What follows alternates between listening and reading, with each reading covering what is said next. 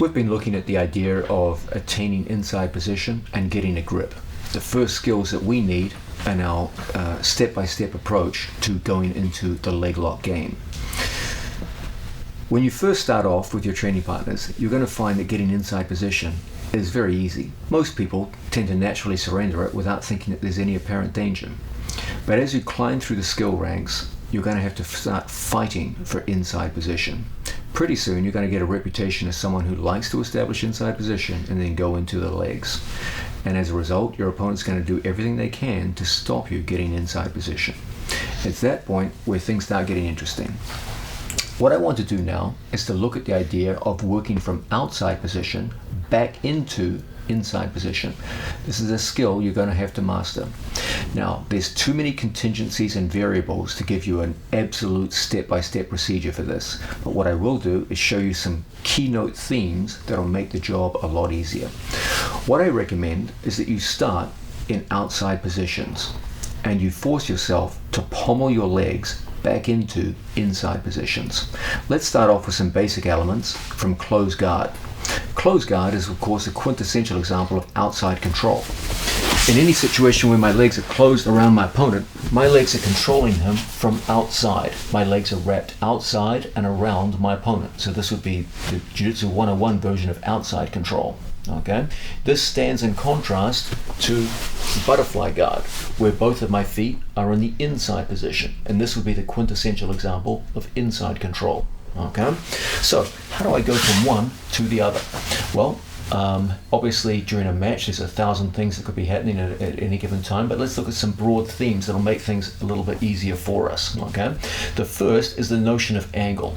Okay, if I'm completely square to my training partner, it would take extraordinary flexibility for me to get my feet to the inside position.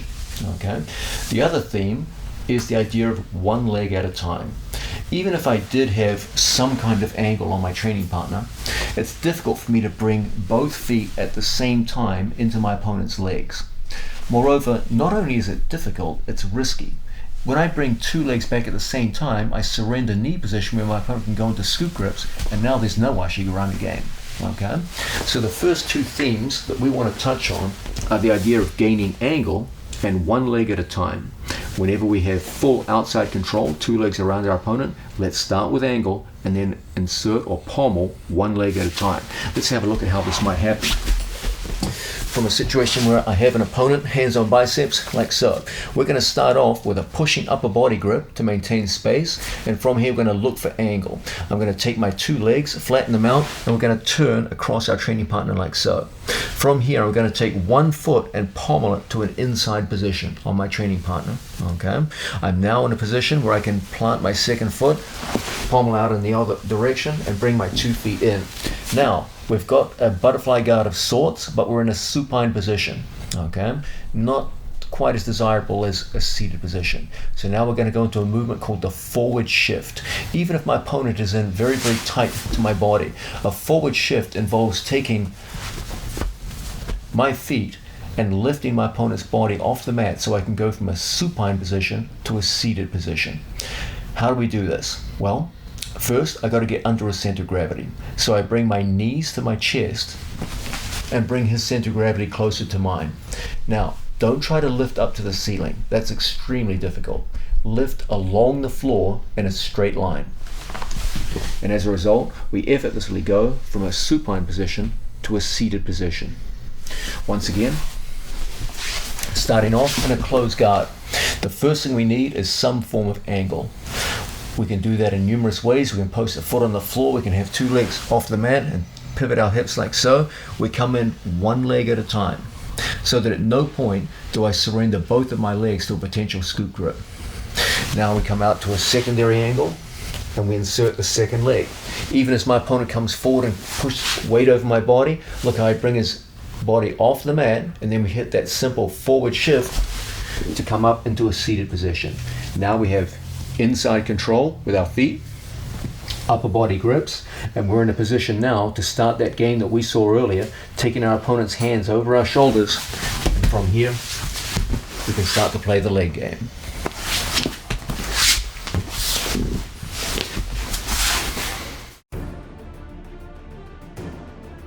We're looking at the idea of working into inside position from an outside position.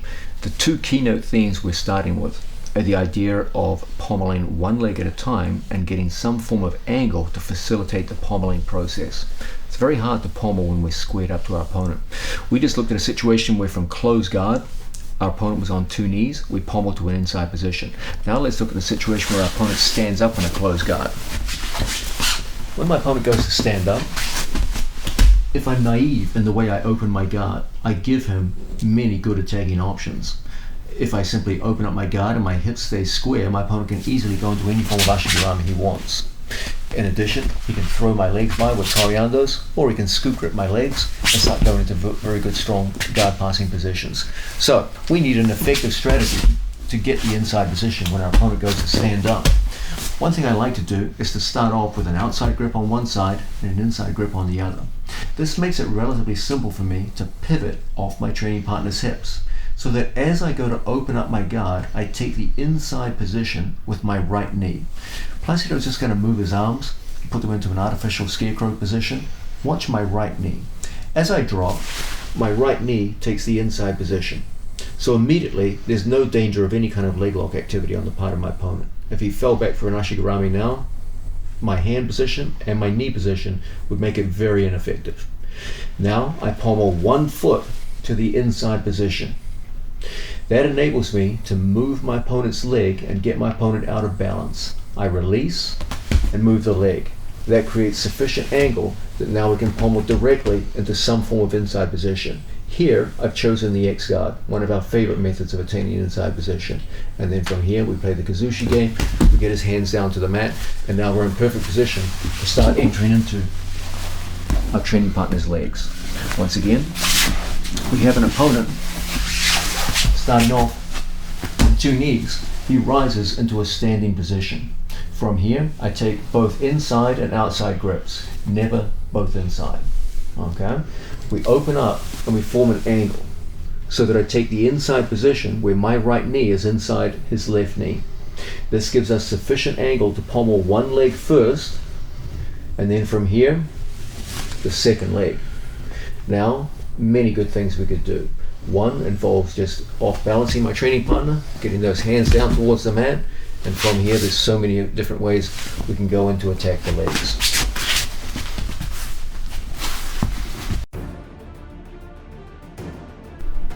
We're looking at the idea of fighting for inside position with our legs, one of the great precursors to going into the ashigarami or leg lock game.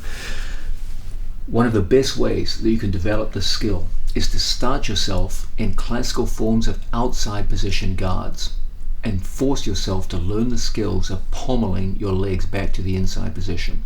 We've seen how we do it from variations of closed guard. We've seen those key themes are the idea of pommeling one leg at a time and the idea of gaining angle on our training partner.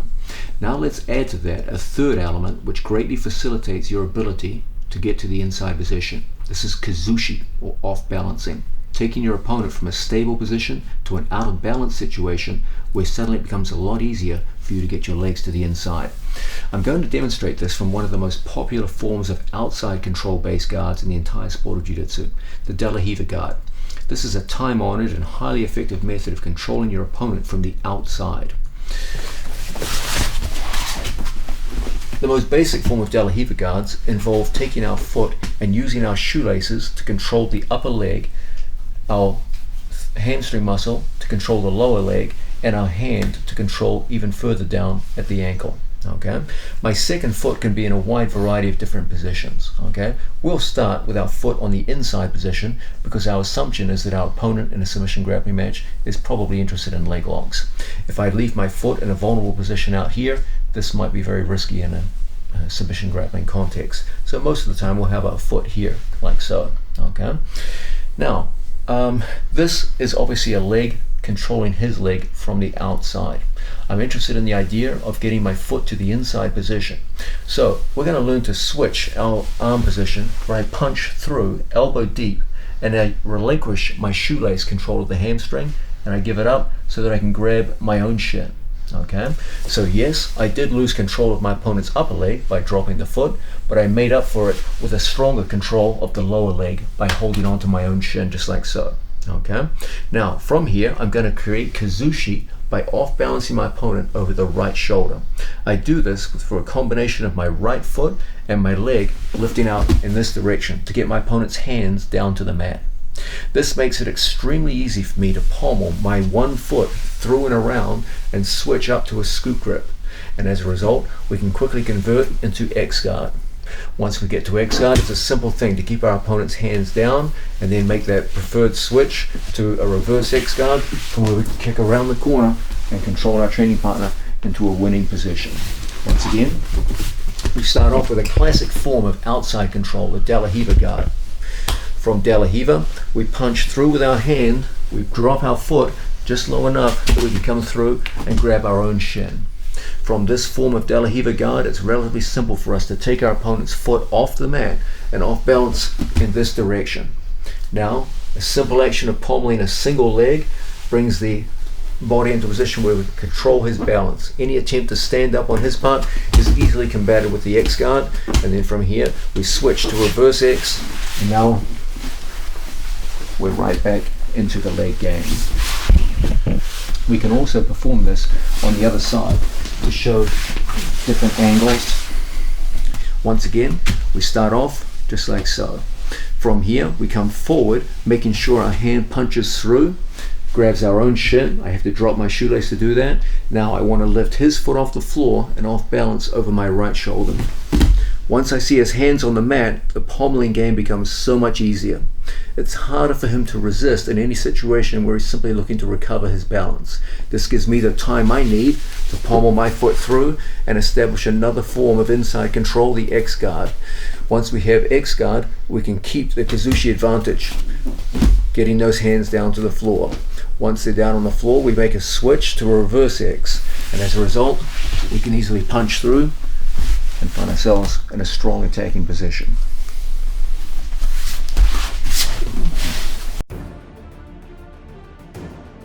We're looking at the idea of pommeling to inside foot position. We're looking at some keynote themes because, in all honesty, there's so many contingencies that can occur during a leg pommeling situation that it would simply be impossible to cover all of them in an instructional series. What I want to do is to look at the main themes that will guide you as you work from here.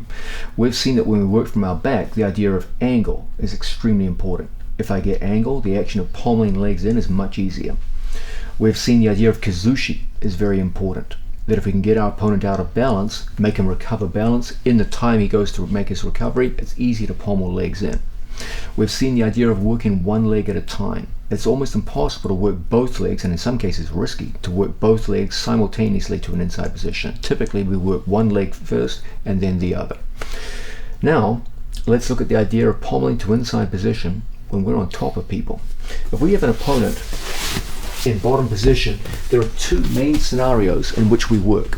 Scenarios where my opponent is seated and scenarios where my opponent is in a supine position. We should be able to effectively pommel to an inside position in both cases. We'll deal with seated position first. If you just face in this direction, thank you. Okay, here's the problem. As I go to work with an opponent, typically they will have their feet fairly close together. Okay, if my opponent is naive and has his feet far apart, well, it's extremely easy for me to go into many forms of different attack. Okay, so typically what we see are people positioning their feet well and relatively close together, and from here it's a difficult thing for me to go in.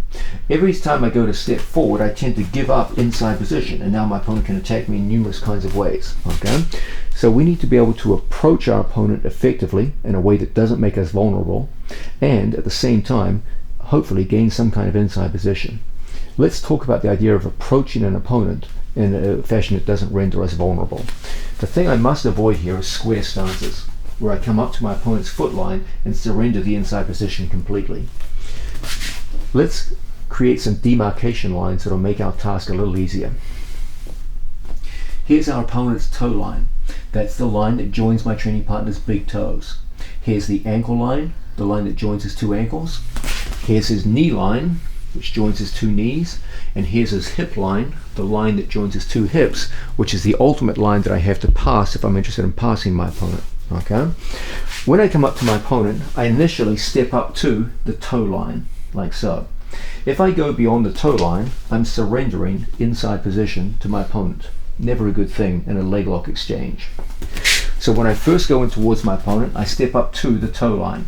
Now, in order for my opponent to get inside position, he's going to either have to extend his leg, which makes him vulnerable in some ways, or he's going to have to move his body weight forward. And that takes time. Okay? This will greatly facilitate my ability to control the dynamic of the situation. So, as I move in, I take a staggered stance, 1 foot forward, 1 foot back. If I stand square, I'm very vulnerable to attack on both legs. So I put 1 foot forward up to my training partner's toe line like so. Now from here, I'm going to use my rear hand as a post hand, like this, on my training partner. So that if he would try to move towards me, there would be some resistance there. Okay? I can't just enable him to move as he wills. So we use our post hand like so. My lead hand becomes like a down blocking hand, whereas if my opponent goes to move in and catch me with a foot, I can always lift the foot out. If he goes to grip me with a hand, I can always fight his hands like so. So at no point do I give him the ability to grip me with both of his hands and hook me with his feet at the same time. This would be too much advantage to the bottom man. Now, at some point, I want to take inside position. So, once I step up to the toe line, I post on my training partner. I know that if I step in with this leg, it's to his advantage to grip that leg and start to work. It's also to his advantage to get his foot inside mine and work like so. Okay? So what I'm going to do, having stepped up to the toe line and put on my thumb post, is I'm going to grip, cross grip at the wrist. So his ability to grab me with that outside hand is now taken away. If he denies me that hand, my second choice is to grab this one. So if he pulls away on this side, I'll take this. This is good, this is even better. Now I step into the inside space. I step right over his ankles and I aggressively go forward and I push his shoulders behind his hips so that the stance that he works with is slightly broken. As he goes to recover the stance, now I have the inside position and we're in a position to start playing either a passing game or go into a leg game. Let's show that on the other side. Again, I want to approach my opponent in a way that doesn't make me vulnerable. First, there's a distance game. If I see him aggressively coming towards me, I may well play a distance game out here, never allowing him just to come forward and get into my legs. Okay? So there's going to be some jockeying for position in this early phase. Once I've established a target that I can go to attack, I step up to the line of my training partner's toes. My body is relatively low. If I stand too tall here, it's easy for him to get in underneath me and get to the legs. So I use my head as a measuring stick. My head is roughly the same height as my training partner's head. From here, I use my rear hand as a post hand. And I start to tie up my training partner's hands on the side, preferably, that I'm going to step in with. Now, I step in quickly and push to break the structure of his stance. As he goes to recover his stance, there's many ways that we'll be looking at later today on how to go into our training partner's legs from a position like this. The main thing is that we've gone in and we've established the inside position with at least 1 foot. We're looking at the idea of gaining inside position from top when we have a seated opponent. We just looked at a method where we went up step by step and established inside position. That step-by-step method works extremely well when you're first entering into the leg lock game.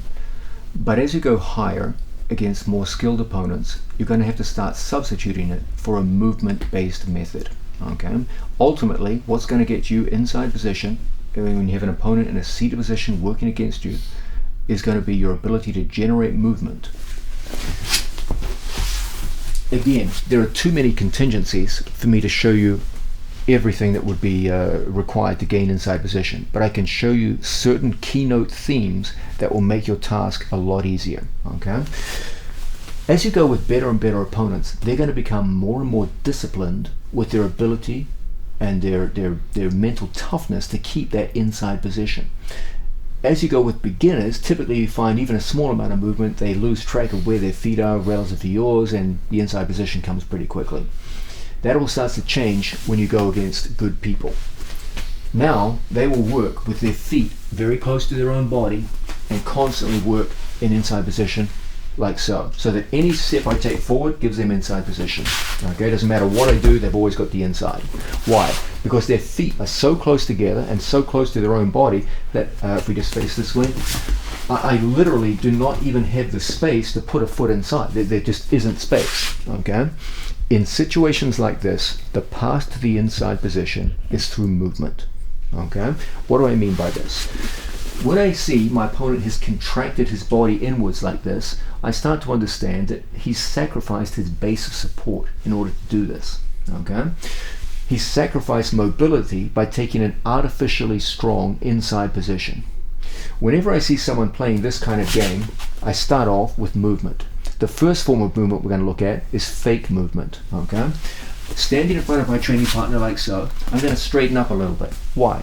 Because when I'm too crouched over, my own movement gets constrained by my crouched stance.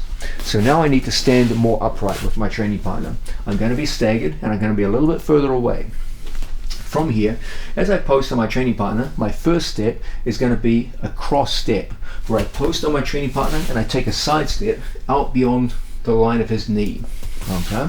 Off that initial step, now I crescent step all the way around my training partner like so. He has to react to this.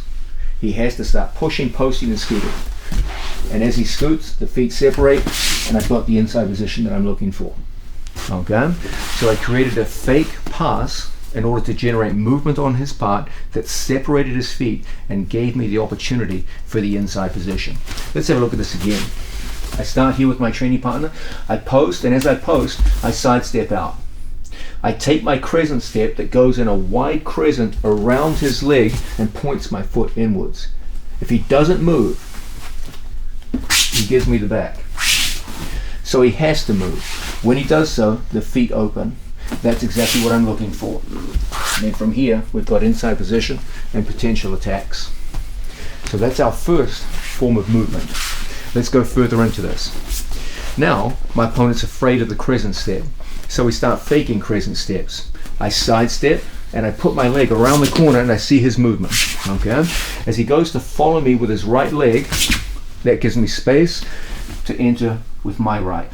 And as a result, we have inside position with one foot, we can follow with the other, or what have you. The main thing is, we've got a foot inside. Once again, I sidestep. Off the sidestep, I fake, switch, and go back in. Okay? So we've got two forms of movement here. The first one involved a clean crescent step all the way around. As he goes to follow us, we took inside position. Now, we're faking the crescent step, he goes to follow, and we step in, and we take inside position. Those are two examples of movement. Let's go further now. This time, we go in on our training partner, we post, play with the hands, etc. From here, my two hands come down, and I catch. One like so, one like so. Okay?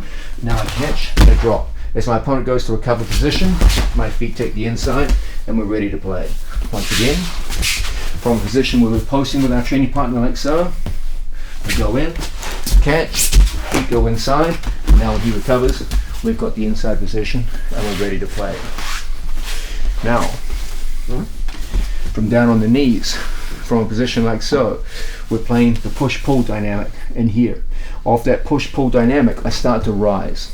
If I'm sitting on my heels, it's hard for me to move, and it's very easy for him to start pushing me backwards. So we're up on our heels like so. From this initial push-pull dynamic, I'm going to put a hand on the collar and a hand on the knee. And as a result, we can separate the legs.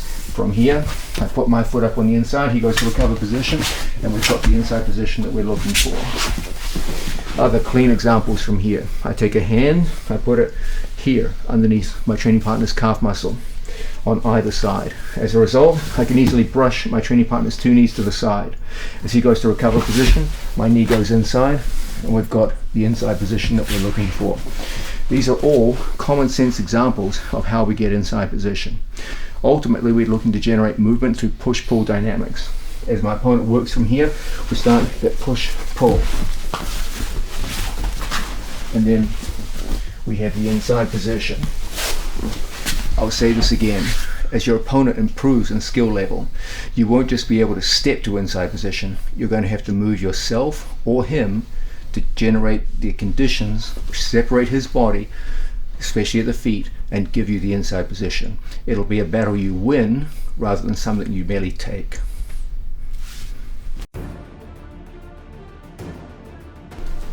We're looking at the idea of winning the battle for inside position with our feet. So far, we've looked at top position where our opponent was in a seated situation. A lot of your opponents are going to go down to their back into a supine position, and you're going to have to be effective there too. The game's a little different, but most of the themes that we worked on are still there. Let's look at a situation where Placido is in a supine guard, and let's clearly identify what we want and what we don't want. Okay? What we don't want in any leg lock exchange is a situation where his 2 feet are inside my legs. Okay? This is an easy win for him in terms of leg locks. Okay? There's other things we can do here, but in the Ashigarami game, this is very good for him and very poor for me. Okay?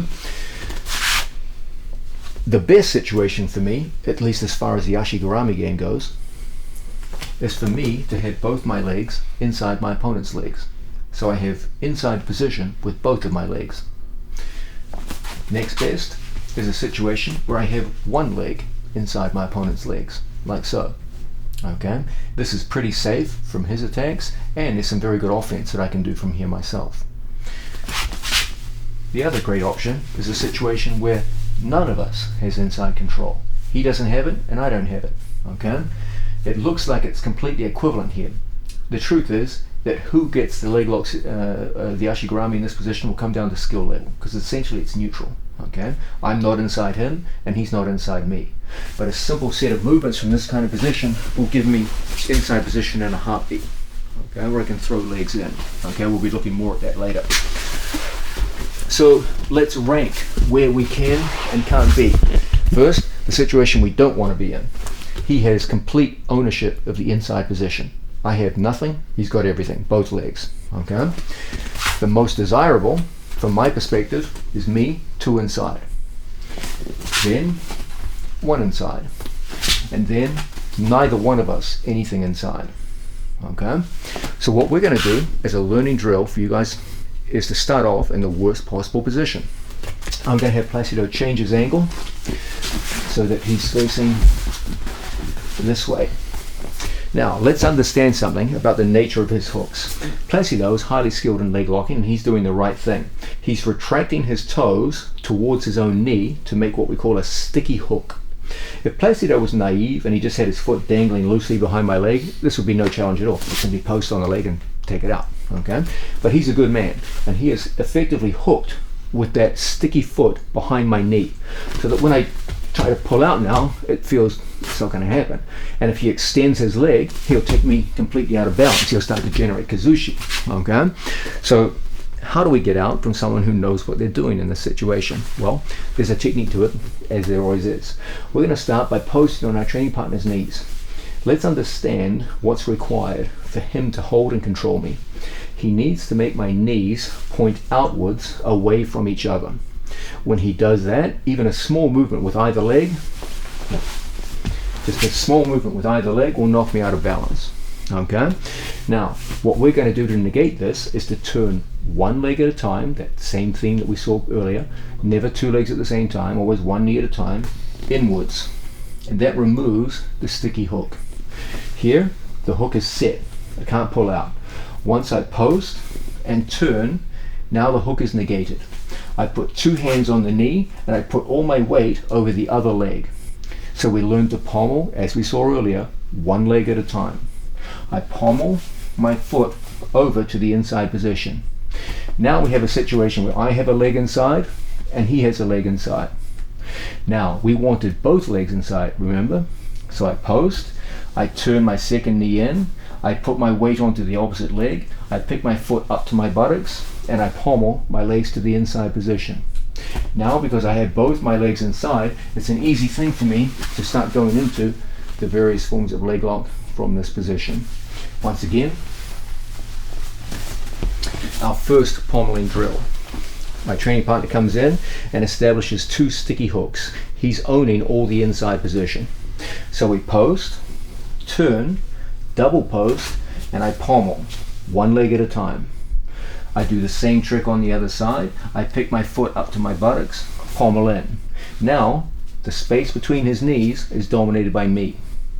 And as a result, any form of leg lock entry that we want is available to us.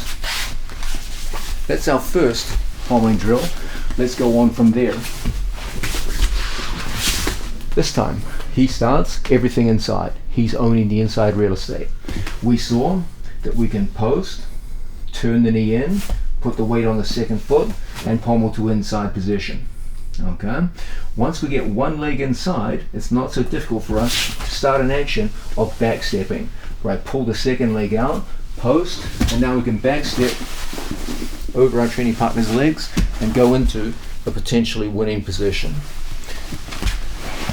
So if we have one leg inside, we can use back step entries to go into the legs. Here I have no legs inside. Turn, pommel one leg in, free the leg, and now a simple back step action gives us the cross Hashigurami position. A third drill, again, we start with our opponent dominating the inside position. We know that if we come through and pommel, we now have one leg inside. My opponent hooks on this leg. I bring my leg up knee to knee, turn my knee inwards, pommel the second leg over. Now where do we find ourselves? Neutral. Both legs. I don't have any inside control. He doesn't have any inside control. No problem. I sink my knee, capture my training partner's leg, and as a result, we can quickly sit into a position where we can go into our training partner's legs. Once again, we start off, angle, one leg at a time. He hooks in, from here, angle, one leg at a time.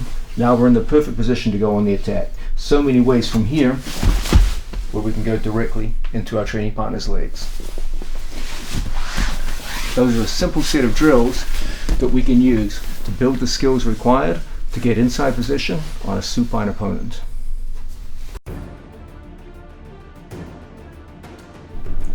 We're looking at the idea that if we're going to be experts in the leg lock game, we have to be able to pommel our legs to advantageous inside position.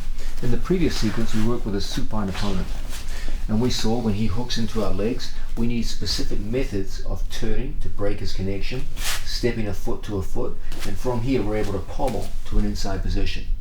We can either stay with one leg inside, we can pommel the second leg in, we can pommel to outside, and we saw a range of ways to pommel the legs effectively on that supine opponent. Okay. Now, there's going to be times you're down on the knees and your opponent gets the beat on you. His feet are in the inside position, and from a seated position, he pulls you in and starts elevating you. So, I'm working in like so, and let's say, for example, my opponent gets a double underhooks, and from here, he starts elevating me up into the air. Okay.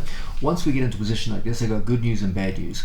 The bad news is your knees are off the ground. That means if you don't guard what you're doing, it's very easy for him to go into Hashigurami variations, and from here you can quickly get in trouble. Okay. The good news is your weight's on your hands. Okay, and that means my legs are very, very light. We can take advantage of this and start using pommeling actions to protect ourselves. First things first, when we're in this position, I'm going to recommend you always take your feet back in towards each other and towards your buttocks.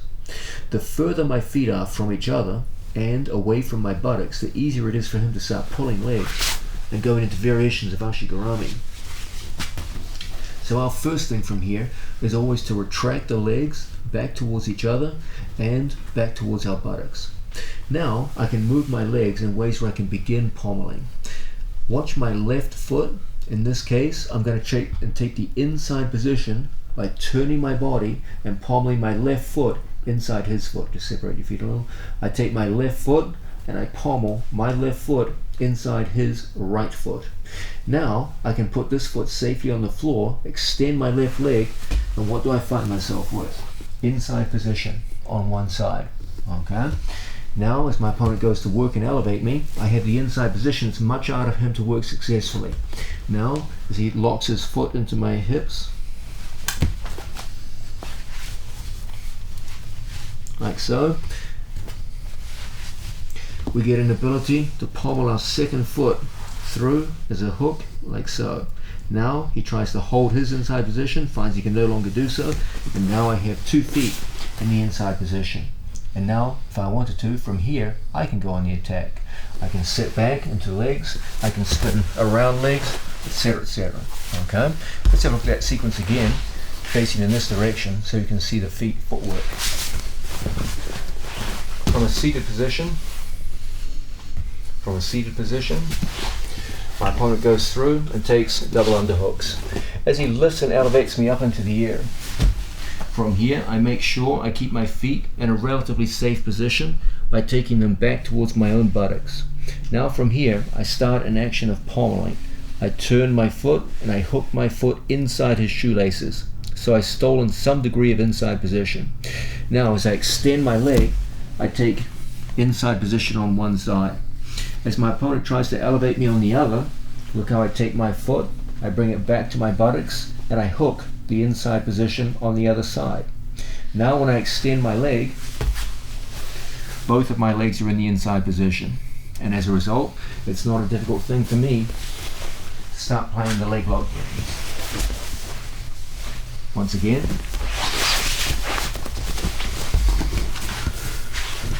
once we get elevated in positions like this, first, safety. Bring your feet back into a relatively safe position, close together and close to your buttocks. Now, start playing the pommeling game. If I have to turn my body to achieve angles, that's fine. I bring my body weight forward and I score inside foot position. If my opponent attempted Ashigarami with his left leg, he'll just give me what I wanted. Makes no sense now because I stole the inside position from him. Now I bring my second foot over, pommel. When he tries an Ashigarami on that side, same thing. He just gives me the inside position. And from here I can either engage in passing, or if I'm interested in the leg game, we can go around the corner and attack legs. Essentially what happened is our opponent started with inside position. We stole it to him while being suspended. We stole it from him while being suspended in midair. And as a result, we were able to turn his possible leg lock entry into our own. As you grow in sophistication, you're going to realize you can do more than just pommel with your feet. You can start to pommel with your knees also. As I get elevated, I can take one of my knees, in this case I'll choose my right knee, the one furthest from the camera, and I'll start an action of turning across my opponent's body. That turn creates considerable space for my legs to start a pommeling action where I might go across two shoelaces at the same time. As a result, I can extend away from my training partner and expose legs in very different forms of position, where we can go in other ways to cross Ashigarami, for example. By utilizing a safety first principle, my feet close to my buttocks, my feet close together, I do a good job of shutting down the initial danger. Then it becomes a fascinating exercise in maintaining my body weight on my hands, which makes my legs very light. Once my feet and legs become light, I use a combination of hip movement, knee pressure, and foot pommeling to regain the inside position from what could have been a very hazardous situation and go back into the leg lock game or passing game. Once again, first things first, I lose the battle for grips and I get elevated. Immediately, feet close together and feet close to buttocks. From here, I try to pommel inside, separate your feet. From here, if I get a single foot inside, I extend and I have one foot inside. When he tries to continue his elevation, it's difficult now. One foot isn't enough. Now we can play all kinds of games. I could, for example, punch in an underhook and bring my knee across and go into passing. I could, for example, give him the underhook, elevate, backstep, and go back into the legs. All these possibilities flow out of the simple idea of consistently looking to use the fact that as our weight goes onto our hands, our legs become very light and very mobile and easy to pommel. Your goal is always the same, to use your knees to clear your opponent's knees from side to side, and to use your feet to pommel your shoelaces to a position inside his shoelaces. If you can do these things, you'll do a good job of moving away from what would ordinarily be a very dangerous situation and creating attacking possibilities of your own. We're looking now at the second great skill of heel hooking and the Ashigurami game in general. This is the skill of distance and connection. So we started off with the idea of grip and inside position. Now we're shifting to the second fundamental or essential skill of the Ashigurami game, distance and connection. The first topic that I want to look at is the idea of what is the primary mechanism of connection to your opponent. What connects my legs and hips to his legs and hips and makes the whole leg lock game possible.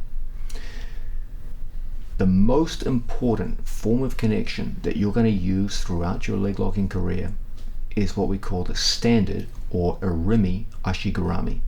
Irimi means to enter, to go through and into.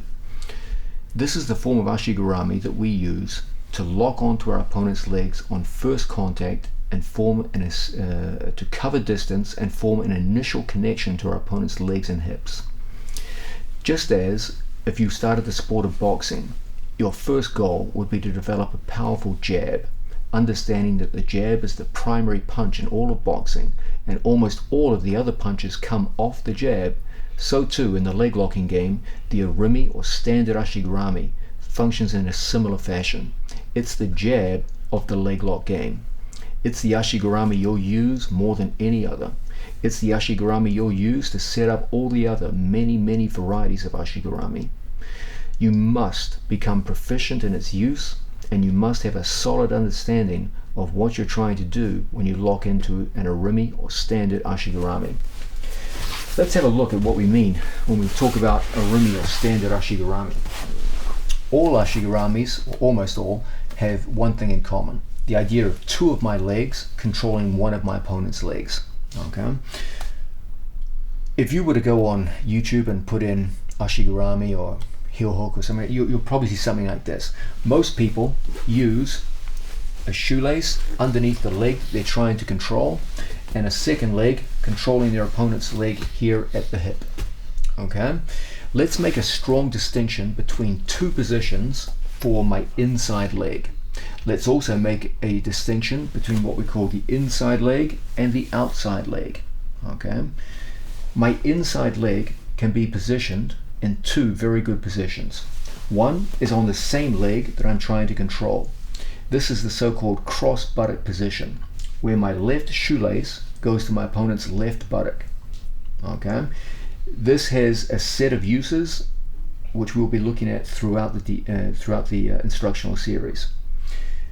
The alternative is a straight buttock position, where my left shoelace goes to my opponent's right buttock. This too has its own uses, and we'll be seeing more of this position as the instructional goes on. I'm just going to shift our body position so you can see that from the other angle. Again, starting off with a basic Irimi Ashigurami. Okay, I have two choices here with regards the positioning of the shoelaces of my inside foot. We're distinguishing here between an inside leg and an outside leg. When it comes to positioning the foot of my inside leg, I have the choice between going here to the cross buttock position, where my left foot goes to my opponent's left buttock, goes across the center line, and here, the straight buttock position, where my left foot goes to the right buttock. Okay. When it comes time to form an initial connection to my opponent in the Irimi Ashigurami, most of the time I prefer to work with my foot here in the straight buttock position. Why? What's so important about this? When I take the foot of my outside leg, my foot points outwards like so. I want to create a connection between my two legs. The further my legs are apart, the easier it is for my opponent to break the connection and start forcing his way out of the Ashigurami. So what I want to do is put my foot here in the straight buttock position so that my knee and ankle can easily lock over each other and form a strong initial connection. If I place my foot in the cross buttock position, I cannot make a satisfactory connection. There's a gap between my outside foot and my inside leg. My opponent can exploit that gap by easily separating the feet and then going into any kind of defensive maneuver that he likes. Okay? So, as a general rule, when I work here with both of us in a seated position, I prefer this straight buttock position. We'll see later today that there are other times when I prefer the cross buttock position, typically when I'm looking to elevate my opponent from bottom. Once again, changing our position.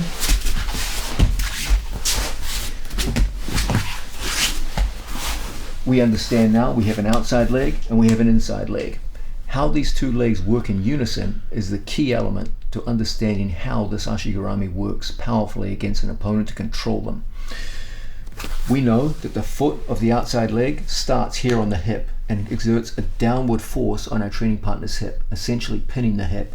It gets reinforced by the inside leg, and the two overlap so that a circle is closed around my opponent's hip. The only way I can do this is by putting my shoelaces in the straight buttock position on the opposite leg. Now a satisfactory connection is made, and as a result, when my opponent goes to move my legs around, it's very, very difficult for him to get away from me. It's even more difficult for him to actually break the structure of the Ashigarami. However, if I put my feet in the cross buttock position, cross buttock is useful in other contexts that we'll look at later today. However, from this position, it's easy for him to take advantage of the gap between my inside and outside legs and start fighting my Ashigarami and breaking the contact. You must become proficient in the use of controlling your opponent through this Arumi Ashigarami or standard Ashigarami long enough that you can move to other varieties of Ashigarami, which will ultimately result in you attacking your opponent's leg with success. Let's talk also about the idea of squeezing legs versus scissoring legs. We know that we have an outside leg and an inside leg. A common misunderstanding here is that people believe the keynote to control in the Ashigarami position is to squeeze your thighs together. Whenever I just go to squeeze my legs, this rapidly leads to fatigue in the inner thigh muscles. The inner thigh muscles are notoriously weak. I don't want to squeeze my legs, I want to scissor them. Picture the difference between riding a bicycle, which I can do for long periods of time and with great strength. I can carry my body up hills, etc., etc. I can sprint on a bicycle, all of these things, because the scissoring effect in the human leg is extremely strong. However, if you ask me to squeeze legs together, the small, weak inner thigh muscles rapidly become tired. You can see this in many everyday contexts. You can take even a weak person, put them on a leg press, and they can push significant amounts of weight. However, if you take that same person and make them squeeze inwards on a rubber ball, they'll quickly become tired. Again, squeezing the leg muscles is not only physically weak, it leads to fatigue. Whenever possible, we want to substitute scissoring actions over squeezing actions. Ashigarami is a good example of this. When I lock up the Arumi Ashigarami, my right leg pushes over my training partner's leg, while this one here scissors back in the opposite direction. So there's a scissor going across the top of my training partner's hips in opposing directions. I'm not squeezing my knees together so much as I'm pulling my foot across and then pushing the other one across so that my legs scissor. Now I put body weight over my training partner's shin when he goes to move away.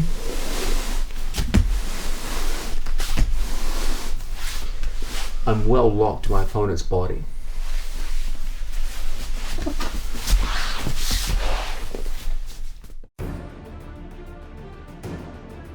We're looking at the second essential skill of the Ashigarami game. This is the notion of distance and connection. Remember that even though distance and connection are two distinct skills, in actual combat and in competition, you'll be using them side by side with each other. So I've always found the best way to approach them is to teach them as a unified skill. You can't really use one without using the other. There is a measure of distance so important to the leg locking game that we're going to spend separate time just looking at this one issue. If there's one thing that's going to throw you off and cause problems for you when you first immerse yourself in the leg lock game out of Ashigarami, it's going to be the notion of distance. There is a fundamental measure of distance that you must understand and that you must work with every single time you get into Ashigarami positions and fight for leg locks. This is the measure of knee and knee line.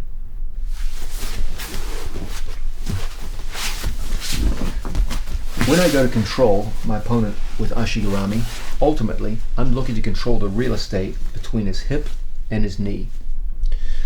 But ultimately, with the heel hooks in particular that we're going to be looking at, we're attacking our opponent's knee. Let's contrast my opponent's knee with my knee line. The knee line is the straight line that joins my two knees together. At all times, when I play the heel hook game, I want my opponent's knee inside my knee line.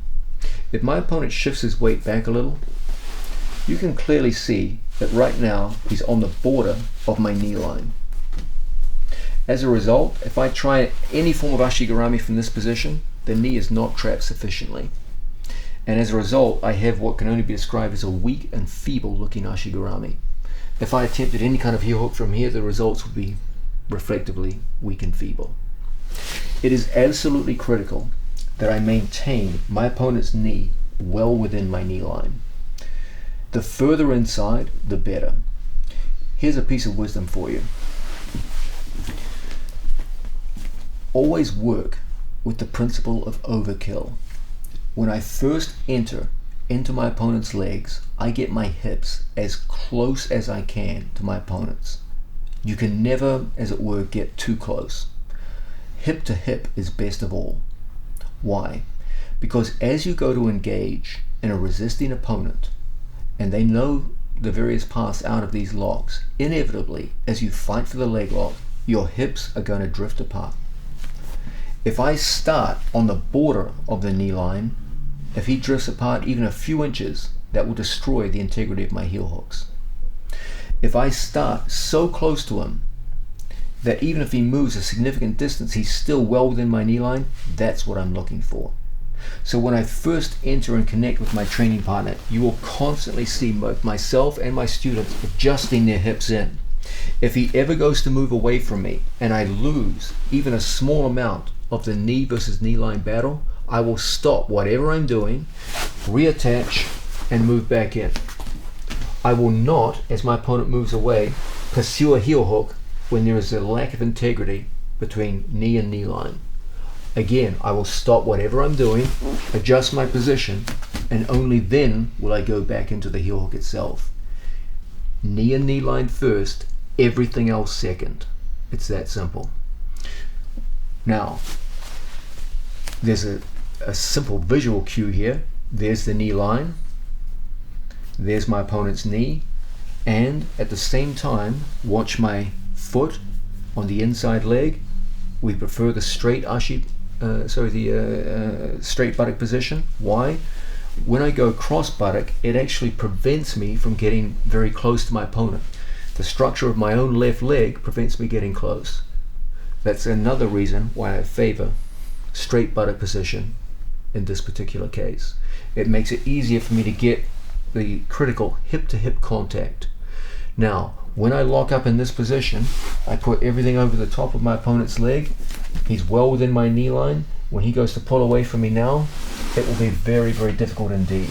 And even as he's moving, I'm keeping the integrity of his knee well inside my knee line. As a result, from here, it's going to be relatively easy for me to go into the heel hook game.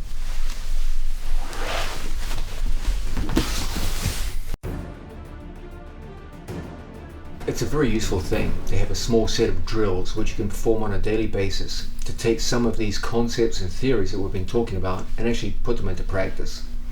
We've looked at the idea of distance and connection. We've seen the fundamental measure of distance as the relationship between my opponent's knee and my knee line. I always want his knee well within my knee line. I want to be as much hip to hip with my opponent as possible.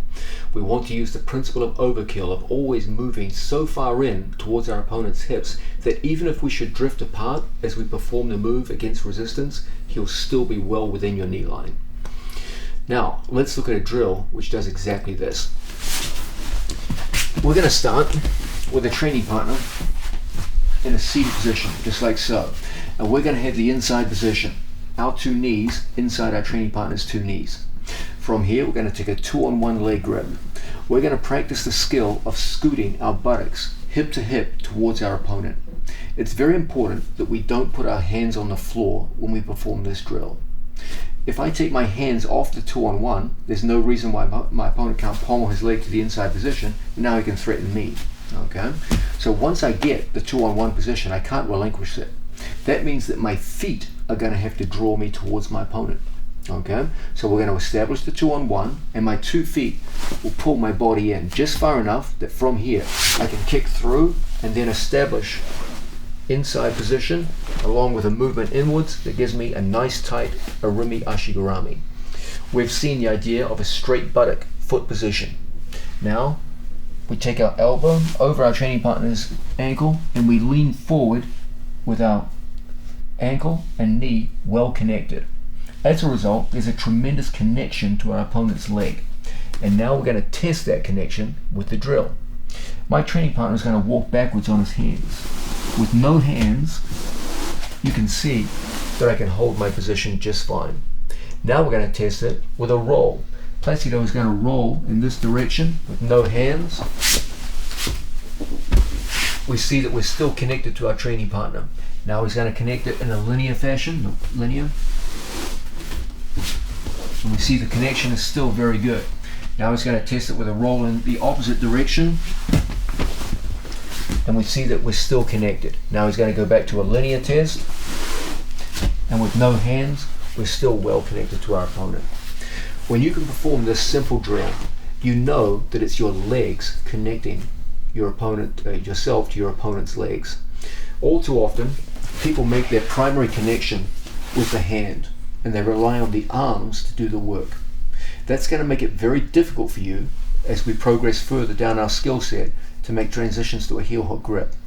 If all of my pressure comes from this arm grip, then it becomes very risky for me to transition to a winning heel hook grip.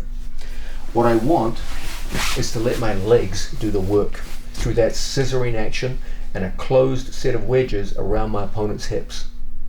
When there's closure between my knee and my ankle, the connection is strong. I started strong by constantly scooting my hips towards my opponent's hips and then closing up and putting body weight over the top. This was tested by the drill where we saw linear movement and then rotational movement, and at no point did I use my hands. Only my legs connected me to my opponent. This is the acid test as to whether or not you're making a satisfactory connection leg to leg with your opponent. You're going to need that later on so that you have mobile hands and you can switch from grip to grip with your upper body while your lower body maintains the connection you need with the Arimi Ashigarami.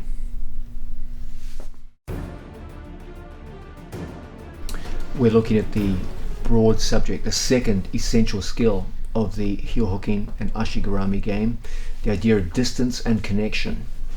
Now, we're looking at a series of simple drills which take the theoretical knowledge we've talked about and enable you to transfer that into practice. One of the most important drills that we need to go over concerns exactly the idea of distance. Okay, we're going to have a training partner who's in a standing position in front of us. They're going to stand in an artificial square position, feet apart, just like so, and they're going to have their hands away from their hips, like so. Okay, let's understand something about distance here. When I want to go into my opponent's legs, there are certain lines of demarcation that I have to cross if I'm to effectively enter into my opponent's legs. When someone stands over me, that line of demarcation is the ankle line, the line that joins my training partner's two ankles. Okay? We know that ultimately the measure of success or failure when it comes to distance in the Ashigarami game is the relationship between my training partner's knee and my knee line. So often in competition, you'll see people fail to penetrate sufficiently and come up with very weak looking Ashigaramis. Okay? My measure when someone is standing is the ankle line. If I fail to pass that line, this happens. I get contact with my training partner, I pull myself to some degree and come up short. And as a result, when I try to come around for the Ashigarami, you get a feeble looking Ashigarami. You have to pull your body around, the legs come up into a poor position, and there's simply no control over your training partner's legs. It is absolutely critical that when we penetrate, our hips must go to his hips. Now, he's standing vertically, okay? That means his hips are directly over his ankles. If I'm to get to his hips, that means my hips have to pass his ankle line so I can get hip to hip on my opponent and bring his knee well within my knee line. The basic idea is that when someone is standing over us, my hips must penetrate past his ankle line. How are we going to do that? A simple drill, which I often have my students do on a daily basis, involves getting a double leg position, just like so. When I make the position, don't think it's your hands pulling your body in like you're rowing your way into position. That's not the idea. My hands prevent him from stepping backwards. That's all they do. What brings me forward is the action of my feet pulling my body inwards. When I combine the pull of the hands and the pull of the feet, with most of the work being done by the pull of the feet, my hips are going to penetrate past his ankle line. Okay? We need a good starting position right there. Make sure you don't grab superficially with the fingers. You want to come in wrist deep and snake your wrists around your training partner's calf muscles. You also want to round out your body. I want to minimize the amount of surface area of my body sliding along the mat. The more surface area of my body on the mat, the more drag there will be, and the harder it will be for me to work my way into and penetrate sufficiently to get to the Ashigarami. So, starting off with a rounded body to minimize contact with the mat, I go in and I make my initial contact. Off that initial contact, my 2 feet pull my body through so that my hips go well past my training partner's ankle line. This means that when I throw my legs to the Ashigarami position, we come up and make clean contact. Okay? My knees are well above my opponent's knees, so we know the knee relationship has been satisfied. In addition, I'm not using my hands. Only my legs are holding me in place, so it's my legs doing the work. Because I have free hands, I can use that to go into the various grips that are going to be required when it's time to actually heel hook a live opponent. Let's have a look at that whole element again. We have a certain measuring stick here. In the case of a standing opponent, it's going to be his ankle line. My hips don't want to go to the line, they want to go beyond the line. You must penetrate past that line. If I don't make the line, or if I stop on the line, your Ashigarami will always suffer as a result. So, we want to minimize surface area on the mat. We do that by rounding our spine. As we make contact with our opponent, we don't get a superficial or weak grip. We go through and snake the wrists all around our training partner's calf muscle. Most of the action comes from my legs pulling me along the mat. The hands mostly just hold my opponent's legs in place. It's my legs that pull me in. Once I penetrate sufficiently, we're in a position now to throw our 2 legs and catch so that his knee is well caught within my knee line. From here, with no hands, I've formed a connection where just my legs hold me in good position, and we're able to establish a good sense of control. Let's look at the same drill from a different angle. We start off in front of our training partner. From here, I need to go up to the ankle line. I make the initial contact, and then from here, my legs pull me in. Now, I fire my legs up, and you can clearly see his knee is well within my knee line.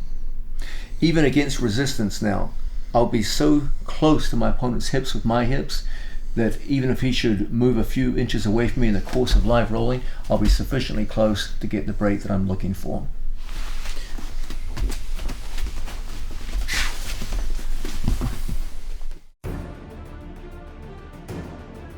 We're looking at the idea of distance and connection. We're trying to inculcate in you the idea that connection comes from our legs. It's my 2 legs binding up one of my opponent's legs that is the primary force of the connection. It's never the arms. The arms are always secondary to the legs. A great way to build this into you as students is the use of so-called gravity drills. These are simple drills which myself and my students use on an almost daily basis to work our way into the idea of using only our legs to form a solid connection to one of our opponent's legs. Let's start off with the primary connection drill and the primary gravity drill. Before we begin, let's talk a little bit about something I haven't touched on so far, but which is of the utmost importance for your development in the leg lock game. This is the notion of posture.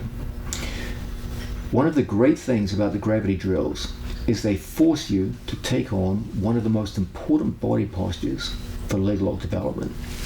This is the idea of a curved or rounded spinal posture. One of the most efficient means of moving human body weight ever devised is the simple and humble rocking chair. You can take even a very heavy person, sit them in a rocking chair, and with a single finger you can move them for hours at a time with minimal effort. The effect of a rocking chair is one of moving human body weight effortlessly. If I configure my spine into the same shape as the bottom of a rocking chair, I too can move an opponent's body weight effortlessly. We're always looking to create that rocking chair shape effect, which enables us to move human body weight and to move ourselves into effective leg locking positions. Let's look at that same drill. We have a standing opponent in the same artificial square stance in front of us that we saw last time. Just like before, we're going to penetrate past our training partner's ankle line. Just like before, we're going to come up into an Arumi Ashigarami. But now we're going to practice the skill of releasing and coming up side to side. Every time we come up, just the hands come off and the legs lock on, so that we practice the skill of connecting and working against the force of gravity. Right now, the only thing holding me in place is my legs. Gravity is pulling me down, but my legs are maintaining my position. If there was any failure in the integrity of my Ashigarami, it would be revealed immediately by the force of gravity. If I don't have that rocking chair shaped spine, I'm going to come up short. Look how as I flatten my spine, I struggle to come up adequately. My legs get in the wrong position. But the moment I round my spine, I come up effortlessly into the move. You can tell that the movement is relatively effortless because my voice is not changing as I perform the movement. There's no real strain on my abdominal muscles because the curvature of my spine is what makes the effort so minimal. The moment my spine flattens out, I have to substitute abdominal muscle strength to throw my legs up, and you'll rapidly fatigue. Instead, use a rounded spine to come up effortlessly on your opponent. Work in large numbers of repetitions. You should be able to work for a considerable period of time. On the last one, with no hands, we just practice sitting our training partner down to the mat. When we come up, notice how my head always stays over his knee. A common mistake here is people will knock someone down and lose connection by not moving their head. If he goes down and my head doesn't move, the foot always comes out, one simple scoot, and I lose the knee line. It's very, very important that I build a mental habit that when he goes down, I go up, so that my head always stays close to his knee. Right now, there's a certain distance between his knee and my head. When he falls, I maintain that distance. So when he goes to scoot away on the fall, we're still connected. This is our first gravity drill.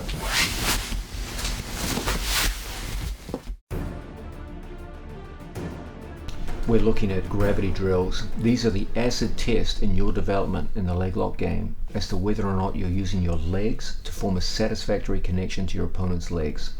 In addition, they reinforce one of the most important postural elements in the bottom leg lock game, the idea of a rounded spine in the same shape as the bottom of a rocking chair. It's this rounded spine which enables you to move your opponent's body weight from bottom position and will enable you to enter into your opponent's leg successfully. In the previous move, we used a gravity drill where we faced our opponent. Now let's do the exact opposite and face away. This gravity drill is a little more complex than the first, and it teaches a truly valuable skill, which we'll be looking at in some detail later on in the instructional. The skill of inverting our body and coming up onto the points of our shoulders to enter into our opponent's legs. We're going to start, as before, with our opponent in an artificial squared out position, just like so. Okay. Unlike the previous move, we're not going to face him, we're going to face the exact opposite direction. And unlike the previous move, we're not going to start in a seated position, we're going to start supine. One similarity is that we start with both hands on our opponent's legs, just like before. Okay. We're going to start an action of pulling our body up so that we get used to the idea of that rounded rocking chair shaped spine, which is so important to the bottom leg lock game. Once you become comfortable with the idea of a rounded spine, we're going to start splitting our legs so that one foot goes in the middle and one foot goes on the outside. As you become familiar with this motion, we're going to go the extra distance, and we're going to start taking the inside foot and hooking our shoelaces onto our training partner's hamstring just below the buttocks. This constitutes what we call an anchor on our training partner. As I come up and I fix the anchor, that enables me to pull my body weight using a combination of two hands and the anchor foot around behind my opponent. I need to take my outside leg and use that as a wedge around behind my opponent's body. You can see now that I'm not using my hands. The only thing connecting me and holding me up against the force of gravity is the use of my legs. My legs are scissoring. One leg is a pushing leg, pushing into my opponent's thigh. The other leg is a pulling leg, pulling against the calf muscle, forming a perfect wedge around my opponent. Now I take my outside foot and I put it on my training partner's hip so I can square back up to my training partner.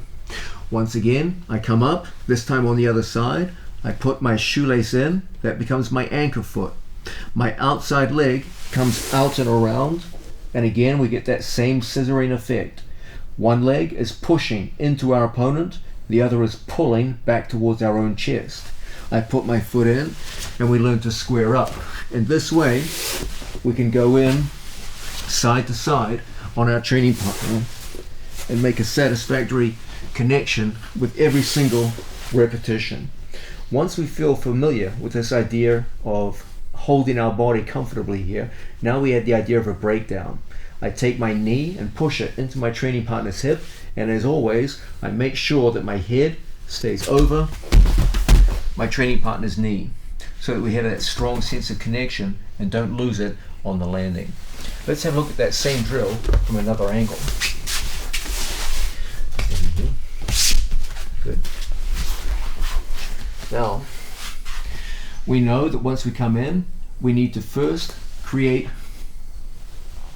that gentle rocking chair effect, which is the hallmark and the basis of the entire drill. Once we're familiar with that, we get used to the idea of splitting my feet so that I have an inside foot and an outside foot. Then the inside foot becomes an anchor. I use that to pull my body around the corner and hook on. This leg here pushes into the thigh. This knee here pulls into the calf muscle. And as a result, with no hands, I resist the force of gravity and form a connection that keeps his knee well within my knee line. I use my feet to correct my body back to square. I come up, catch, and around the corner we go. My foot comes around, squares me up, and we just go side to side until when we put him down, we make sure our head stays directly over his knee to maintain the connection.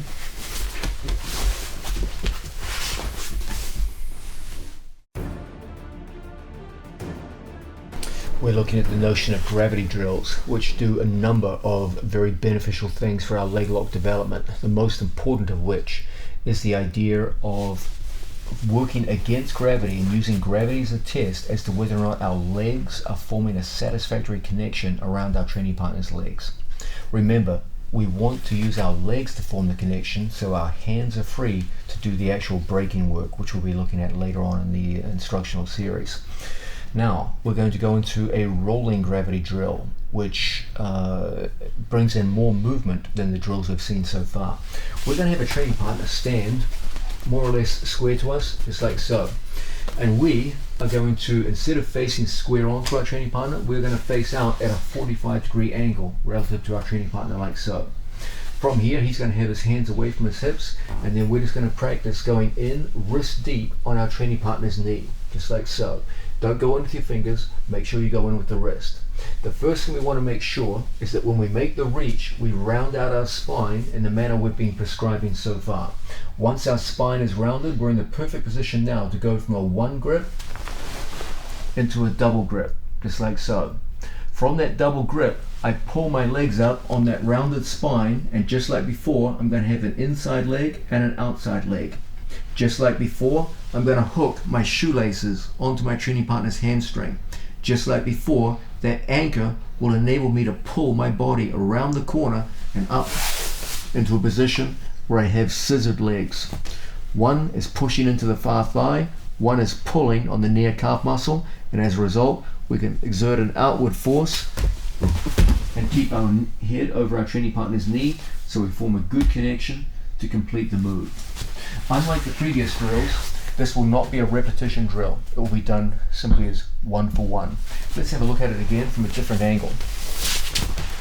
Again, we'll have an opponent standing like so. We want to get away from a squared stance to one where we face 45 degrees across our training partner. We also want sufficient distance for our head to be able to move inside his feet. Now, that means we're going to have to lean forward to get that wrist-to-wrist contact. Once we make that contact, we go in and catch. Two hands on one leg. Our legs come up, they split, we form the anchor foot, and we come around the corner and lock onto our training partner. Now, with no hands, you're testing your connection against gravity. Now, we tilt our opponent to the outside, making sure that our head finishes over our training partner's knee so that we're in a good position to go on the attack. Demonstrating facing into the camera now. Again, we have an opponent in an artificial squared stance. We push our body off and we maintain a sufficient distance that my head can go inside my training partner's feet. That means I'm going to have to lean slightly forward to get wrist deep contact at the knee. I spin, turn, my legs come up, and we're in the perfect position now to sit our training partner down and end up in the perfect attacking position.